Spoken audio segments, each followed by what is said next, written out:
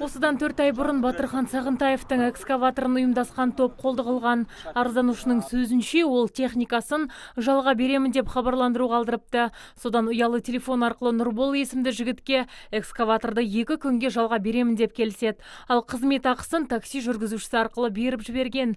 Келісім уақыты өткен соң жалға алушы азамат Батырхан мырзаның экскаваторын Жанармай бекетіне әкелуі керек болатын. Алайда ол сол күйі ізі қайым жоқ болды. Екінші күні уже таңертең жұмыс келу, жұмысқа жаңа біздің айтып жүрген экскаваторшым келсе, уже экскаватор жоқ. Сапырақ қойып кеткен, айтқан сапырақ апарып қойыңдар деп. Келсек жоқ уже экскаватор. Сонымен мен енді ішім сезді бір нәрсенің болғанын, сонымен мына ішкі істер бөлімінде бәрін заявление жаздық, осыны біз угон деп, уже білдік осыны біраз угон екенін. Сонымен жаңа бізге Нұрбол деген сөйлесіп жүрген телефоны біраз істеп тұрады, кейін ол телефон өшеді.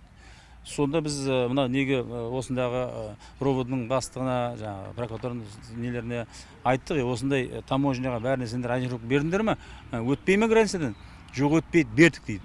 Дегенмен ұрланған экскаватор шекара асып Қырғызстаннан бірақ шығады. Оны қолды қылған азаматтар жалған құжат жасатып, қырғыз азаматына сатып жіберіпті. Батырхан мырзаның айтуынша ауыр техникада GPS бағдарламасы орнатылған.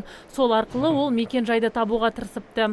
Шымкент қаласының тұрғыны шетелдік ішкі істер департаментіне де арызданып, тек содан соң іздеуге қырғызстандық қызметкерлер де қосылады екен. Ақыры миллиондаған қаржы тұратын техника табылады. Тапқан екен мен экскаваторды алып барып, олар МВД-ның станциясына қойды. МВД-ның станциясына қойғаннан кейін полициясы ғой. Қырғызстан полициясы, иә. Мына жақтан документ алу қиын болды. Мына жаққа забор жасап 3-4 күннен кейін барды жіберді документтерді.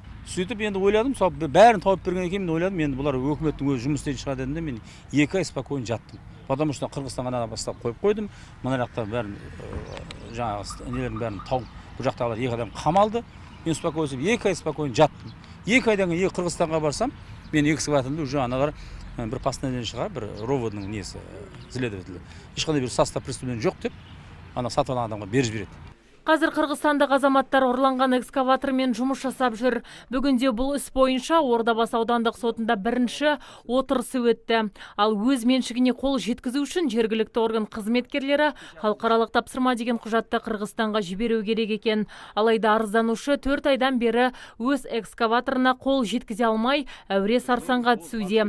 Енді соттың екінші отырысы қыркүйек айының ортасына қалдырылып отыр. Азиза Мадияр, Абзал Турабеков, ТВК телеарнасының жаңалықтар қызметі.